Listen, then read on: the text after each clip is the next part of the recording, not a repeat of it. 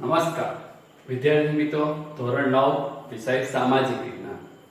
વિદ્યાર્થીઓ, આપણે સામાજિક વિજ્ઞાન વિષયમાં પહેલો પાઠ, 8મો પાઠ અને 13મો પાઠ થઈ ગયો છે. હવે આપણે આજે આગળ 9મો પાઠ લઈએ છીએ. 9મા પાઠનું નામ છે નાગરિકોના હકો, મૂળભૂત ફરજો અને રાજ્ય નીતિના માર્ગદર્શક સિદ્ધાંતો. તો વિદ્યાર્થીઓ, આ પાઠમાં આપણે નાગરિકોના એટલે માનવ હકો, તેની ફરજો શું છે અને રાજ્ય નીતિના માર્ગદર્શક સિદ્ધાંતો વિશે માહિતી ભણવાની છે. વિદ્યાર્થીઓ, માનવ હક એટલે શું? માનવ હક એટલે એને મૂળભૂત હક કહેવાય. એનો મતલબ શું કે માનવ હક એટલે જેના વગર વ્યક્તિ પોતાના વ્યક્તિત્વનો સર્વાંગીણ વિકાસ કરી શકતો નથી, તો તેને સામાન્ય રીતે શું કહેવાય? માનવ હક કહેવામાં આવે છે. વિદ્યાર્થીઓ, કહેવાય છે આપણા દેશના બંધારણમાંથી દેશના દરેક નાગરિકોને કોઈ પણ જાતના ધર્મ, જાતિ, સ્ત્રી, પુરુષ, ઉચ્ચ કે નીચનો ભેદભાવ રાખ્યા વગર દેશના દરેક નાગરિકોને બંધારણમાંથી માનવ હક એટલે મૂળભૂત હક આપવામાં આવ્યા છે. આ હક કેમ આપવામાં આવ્યા છે કે કોઈ પણ નાગરિક કોઈ પણ રીતે પછાત ના રહી જાય, પાછળ ના રહી જાય, બરાબર, અને તેનો વિકાસ થતો અટકી ન જાય. માનવ હકનો અર્થ શું છે કે દેશનો દરેક નાગરિક કોઈ પણ જાતના ભેદભાવ વગર પોતાનો સર્વાંગીણ વિકાસ કરી શકે, તે માટે જ બંધારણમાંથી નાગરિકોને હકો આપવામાં આવ્યા છે. બરાબર. આમ તો કહેવાય છે બીજા વિશ્વયુદ્ધ પછી વિશ્વમાં શાંતિ અને સલામતી જાળવવા સંયુક્ત રાષ્ટ્ર સંઘની સ્થાપના થઈ હતી. તેને આપણે શું કહેવાય? યુએન. ટૂંકમાં શું કહીએ છીએ? યુએન.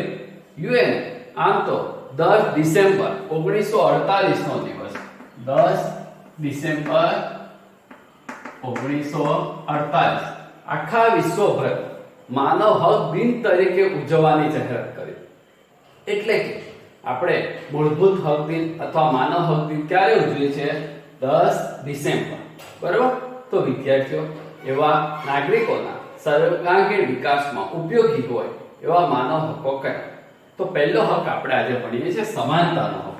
પહેલા હકનું નામ છે સમાનતાનો હક. વિદ્યાર્થી, સમાનતાનો હક એટલે શું? તો ભારતના બંધારણમાંથી કહેવાય છે દેશના દરેક નાગરિકોને કોઈ પણ ધર્મ, જાતિ, સ્ત્રી, પુરુષ, અમીર કે ગરીબ કોઈ પણ જાતનો ભેદભાવ રાખ્યા વગર દેશના દરેક નાગરિકોને સમાનતાનો હક આપવામાં આવ્યો છે. એટલે કે આ હક પ્રમાણે હવે આપણા દેશનો કોઈ પણ નાગરિક કોઈ પણ રીતે એકબીજા કરતા પાછળ ના કહેવાય, પણ સમાન એટલે બંધારણની દ્રષ્ટિએ બધા જ સરખા. બરાબર. કોઈ ગરીબ નથી કે કોઈ અમીર નથી, બધા જ સરખા. અને આ હકનો અમલ કરવા આપણને બંધારણમાંથી બે ફરજો પણ આપવામાં આવી છે: કાયદા સમક્ષ સમાન અને કાયદાનું સમાન રક્ષણ.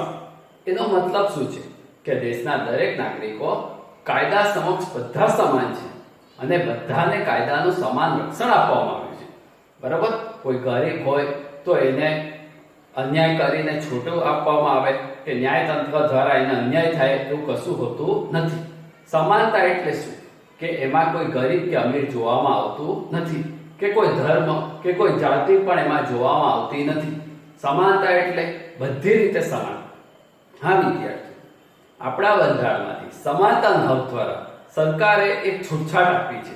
જેમ કે એવું કહી શકાય કે પ્રાચીન સમયથી આપણા દેશમાં અનુસૂચિત જાતિ, અનુસૂચિત જનજાતિ અને સામાજિક અને શૈક્ષણિક રીતે પછાત વર્ગના લોકો પછાત રહી ગયા છે. તો આવા લોકોના ઉત્કર્ષ માટે સરકારે કેટલીક જોગવાઈઓ કરી છે. બરાબર. દાખલા તરીકે સરકારે એના માટે અનામતની જોગવાઈ કરી છે. કઈ જોગવાઈ? અનામત. અનામતની જોગવાઈ એટલે શું કે આપણા દેશમાં અનુસૂચિત જાતિ, જનજાતિ કે પછાત વર્ગના લોકો હોય, બક્ષી પંથના લોકો હોય, તેમના માટે શિક્ષણ સંસ્થાઓમાં કે ઉચ્ચ અભ્યાસમાં કે વ્યવસાયિક નોકરીઓમાં જે સરકારી નોકરીઓ છે ત્યાં બધી જગ્યાએ એમના માટે અનામતની જોગવાઈ છે. વિદ્યાર્થીઓ, સરકારે આ જોગવાઈઓ જો એમને આપી છે તેવું ના કહી શકાય કે સરકારે આ હકનો ભંગ કર્યો છે. પણ સરકારે આ જોગવાઈ એમના માટે કેમ કરી છે? કારણ કે આ લોકો પ્રાચીન સમયથી આપણા દેશમાં પછાત રહી ગયા છે. એમને સમાજના અન્ય નાગરિકોની સમકક્ષ લાવવા માટે સરકારે આ અનામતની જોગવાઈઓ આપી છે. વિદ્યાર્થીઓ, આ સિવાય સમાનતાના હક દ્વારા સરકારે શેની નાબૂદી કરી છે? અસ્પૃશ્યતાની. શેની નાબૂદી કરી છે? અસ્પૃશ્યતા. અસ્પૃશ્યતા એટલે શું? એવું કહેવાય છે કે પ્રાચીન સમયમાં અનુસૂચિત જાતિ, જનજાતિ કે પછી આપણે કહી શકીએ ને હરિજન સમાજ, એમના સાથે ભેદભાવ થતો હતો.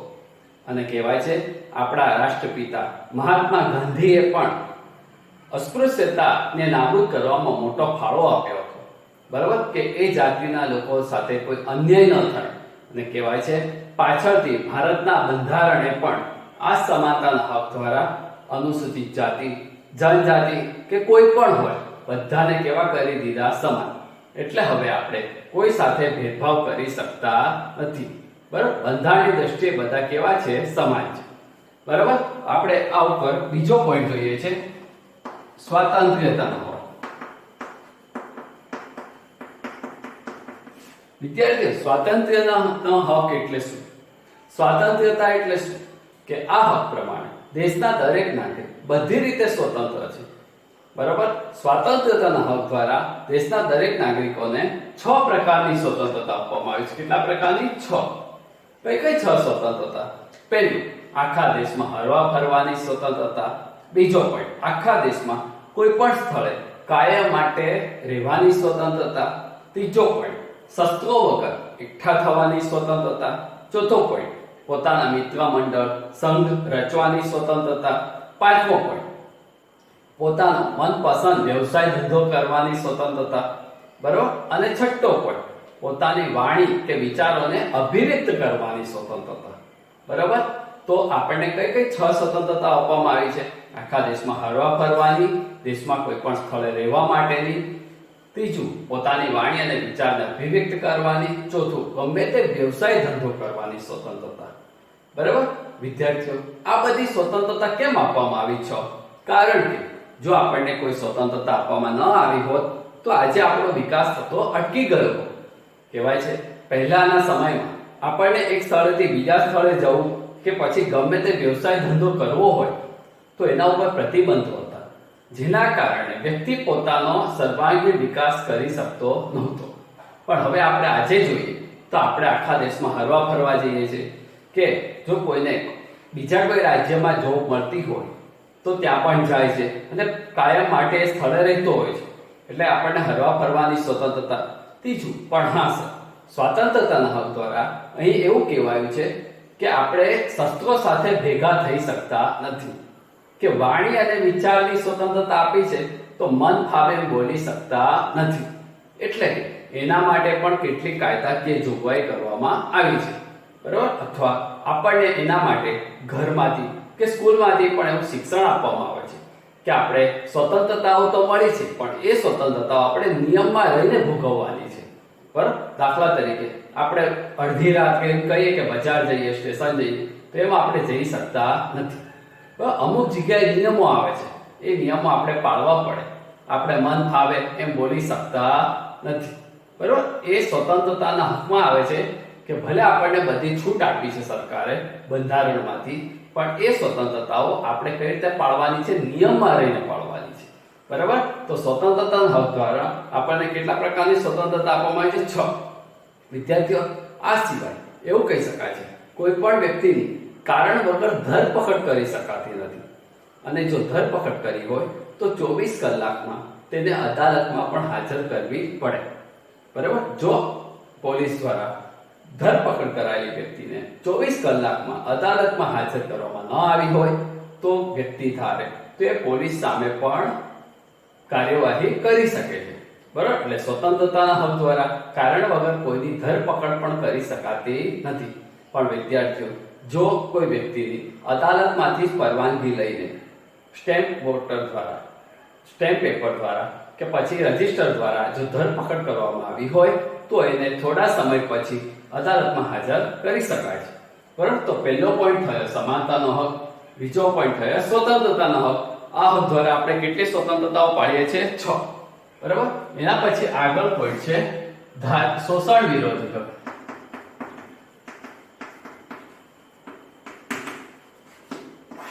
વિદ્યાર્થીઓ, શોષણ વિરોધી હક એટલે શું? તો કહેવાય છે આપણા ભારત દેશના બંધારણમાંથી દેશના દરેક નાગરિકોને હવે કોઈ પણ પ્રકારે શોષણ ન થાય તેના માટે શોષણ વિરોધી હક આપવામાં આવ્યો છે. કહેવાય છે પ્રાચીન સમયમાં આપણા દેશમાં વેઠ પ્રથા ચાલતી હતી. કઈ પ્રથા? વેઠ પ્રથા. વેઠ પ્રથા એટલે શું? તો પહેલાના સમયમાં કામ કરનાર મજૂરને કે નોકરને ઓછા પૈસા અપાતા હતા અથવા પૈસા આપ્યા વગર એની પાસેથી બળજબરીપૂર્વક કામ લેવામાં આવતું હતું. બરાબર? આપણે પ્રાચીન સમયના કે જૂના સમયના પિક્ચરો દેખીએ, ગામડાને લગતા, જમીનદારોને લગતા. તમે મધર ઇન્ડિયા પિક્ચર દેખો તો આ બધા પિક્ચરોમાં એ બતાવે છે કે પહેલાના સમયમાં ખેડૂતોનું જમીનદાર દ્વારા શોષણ કરવામાં આવતું હતું, કે ગામના રાજા મહારાજાઓ પૈસાદાર લોકો દ્વારા શોષણ થતું હતું અને એમને પાસે કામ પૂરતું લે પણ બદલામાં વેતન ના આપે. એટલે કહેવાય છે શોષણ વિરોધી હક શા માટે આપવામાં આવ્યો છે? તો શોષણ વિરોધી હક દ્વારા પ્રાચીન સમયથી ચાલી આવતી વેઠ પ્રથાને નાબૂદ કરવામાં આવી છે. આ ઉપરાંત શોષણ વિરોધી હક શેના માટે છે? તો એનો એક મહત્વનો પોઈન્ટ છે કે 14 વર્ષથી નાની ઉંમરના બાળકોને, વિદ્યાર્થીઓ, 14 વર્ષથી નાની ઉંમરના બાળકોને કોઈ પણ કારખાના, જોખમકારક ક્ષેત્રોમાં જોડી શકાય. બરાબર? પણ કહેવાય છે બંધારણમાંથી તો 14 વર્ષ કરતા નાના દેશના દરેક નાગરિકોને કોઈ પણ જાતના ભેદભાવ વગર બસ એક જ કાર્ય આપવામાં આવ્યું છે, એ પણ છે શિક્ષણ મેળવવાનો હક. બરાબર? એટલે શોષણ વિરોધી હક શા માટે આપવામાં આવ્યો છે? એક તો કારણ વગર કોઈની પાસે બળજબરીપૂર્વક કામ ન કરાવાય અને જેને જેટલું કામ કર્યું હોય એટલું એને વેતન મેળવવાનો હક. આ સિવાય શોષણ વિરોધી હક દ્વારા આપણી પ્રાચીન સમયથી ચાલતી વેઠ પ્રથા પણ નાબૂદ કરવામાં આવી છે. બરાબર? અને આ હક દ્વારા આપણા દેશના જે બાળકો 14 વર્ષ કરતા નાના છે તેમને કોઈ પણ જોખમકારક ક્ષેત્રો, કારખાનામાં પણ જોડી શકાશે નહીં. એ દેશના દરેક નાગરિક કે બાળકને પોતાનું શિક્ષણ લેવાનો હક. બરાબર? એટલે શોષણ વિરોધી હક દ્વારા ટૂંકમાં વિદ્યાર્થીઓ જે પ્રાચીન સમયથી ચાલી આવતી ગુલામી પ્રથા હતી તેને નાબૂદ કરવામાં આવી છે. બરાબર? એના પછી આગળ પોઈન્ટ છે ધાર્મિક સ્વતંત્રતાનો હક.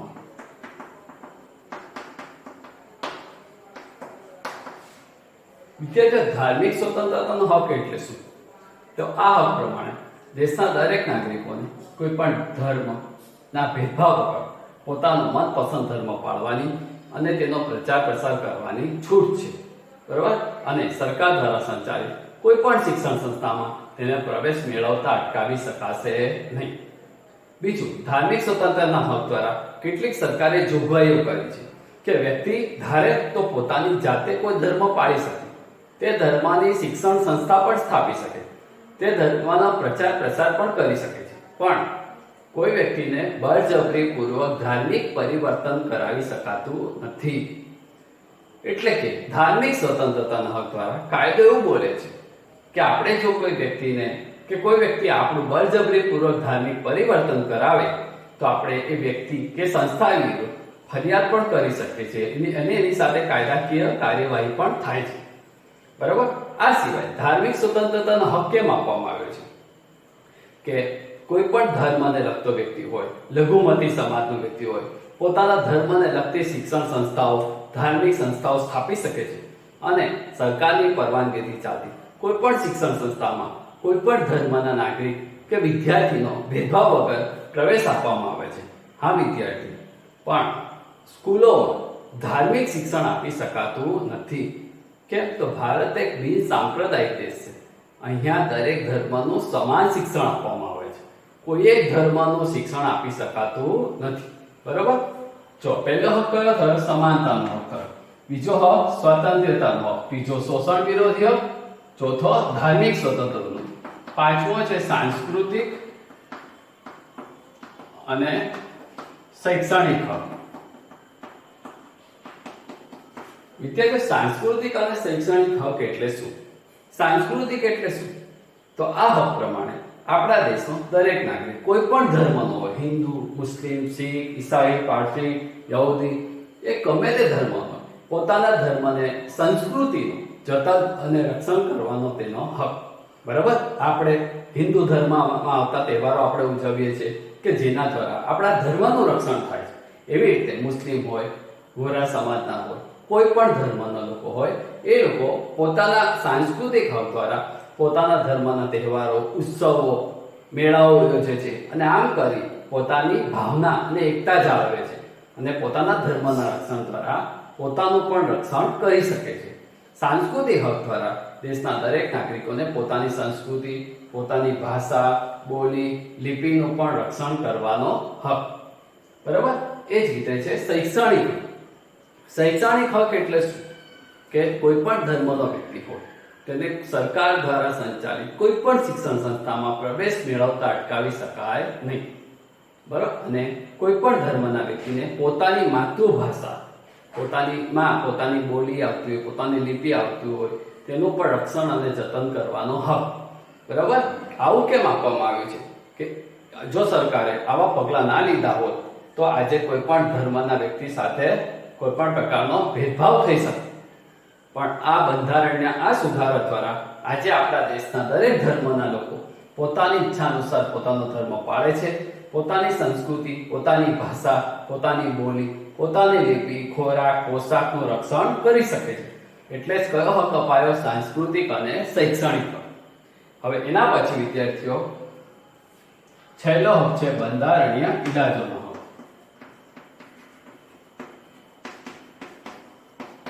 વિદ્યાર્થીઓ, બંધારણીય ઇલાજો એટલે શું? કે આપણને બંધારણમાંથી 6 હક આપવામાં આવ્યા છે, પણ એ 6 હકોનો રક્ષણ કરતો એ 6 હકો પૈકીનો જ એક મૂળભૂત હક છે બંધારણીય ઇલાજોનો. આ હક કેમ આપવામાં આવ્યો છે? તો કહેવાય છે આપણને બંધારણમાંથી જે 6 હક મળ્યા છે તેમાંથી 5 હકો કયા કયા? સમાનતાનો હક, સ્વતંત્રતાનો હક, શોષણ વિરોધી હક, ધાર્મિક સ્વતંત્રતાનો, સાંસ્કૃતિક શૈક્ષણિક હક. જો કોઈ આપણને આ 5 હક ભોગવતા અટકાવે તો આપણે છઠ્ઠા હકની મદદથી, છઠ્ઠો કયો? બંધારણીય ઇલાજોનો હક. આ હકની મદદથી ન્યાય મેળવવા આપણે અદાલતના દ્વાર ખખડાવીએ છીએ. એટલે કે આપણે ન્યાય મેળવવા દેશની સર્વોચ્ચ અદાલત અથવા રાજ્યની વડી અદાલતમાં જઈએ છીએ. અને આ હકનું મહત્વ કોણે વધાર્યું છે? તો ડોક્ટર બાબા સાહેબ ભીમરાવ આંબેડકર. બસ તેમના મતે બંધારણીય ઇલાજોનો હકોનું ઘણું મહત્વ છે. આ હકની મદદથી આજે દેશના દરેક નાગરિકો પોતાના બધા જ મૂળભૂત હકનું રક્ષણ કરી શકે છે. બરાબર. એટલે આપણને કોઈ પણ હકનું કોઈ પણ પ્રકારે અન્યાય થાય તો આપણે ન્યાય મેળવવા છઠ્ઠા હકની મદદથી જઈ શકીએ છીએ. તો વિદ્યાર્થીઓ, આપણને આજે આપણે આ પાઠમાં 6 હક ભણી ગયા. સમાનતાનો હક, સ્વતંત્રતાનો હક, શોષણ વિરોધી હક, ધાર્મિક સ્વતંત્રતાનો હક, સાંસ્કૃતિક અને શૈક્ષણિક હક અને છેલ્લો હક ભણ્યા બંધારણીય ઇલાજો. આ બધા હકો આજે દેશના દરેક નાગરિકોના સર્વાંગીણ વિકાસ માટે મહત્વના છે. જો આમાંથી એકાદ હક પણ છીનવાઈ જાય આપણા ઘર પરિવાર દ્વારા કે સ્કૂલો દ્વારા કે તમારા કોઈ નજીકના સગા સંબંધી દ્વારા આપણા આ હકોમાંથી કોઈ પણ એક હક ઉપર જો નિયંત્રણ મુકાતું હોય તો એના દ્વારા કહેવાય છે વ્યક્તિનો જે સ્વતંત્ર વિકાસ થવો છે, સર્વાંગીણ વિકાસ થવો છે, એના ઉપર તેની અસર પડી શકે છે. એટલે દેશના દરેક નાગરિકો કોઈ પણ જાતના ભેદભાવ વગર પોતાનો સર્વાંગીણ વિકાસ કરી શકે તેના માટે જ બંધારણમાંથી આ 6 હક આપવામાં આવ્યા છે. બરાબર. પણ આ 6 હકોનો રક્ષણ કરવા માટે પણ આપણને કયો મૂળભૂત હક મળ્યો છે? બંધારણીય ઇલાજોનો. અને આ હકનું મહત્વ કોણે વધાર્યું છે? ડોક્ટર બાબા સાહેબ ભીમરાવ આંબેડકર. તો વિદ્યાર્થીઓ, આપણે આજે 9મા પાઠમાં નાગરિકોના હકો વિશે ભણી ગયા. બરાબર. આ હકો વિશે તમે ધ્યાનથી સાંભળશો અને તેને લગતા જે પ્રશ્નો આવશે એ તમારે નોટમાં લખવાના રહેશે. Okay, thank you.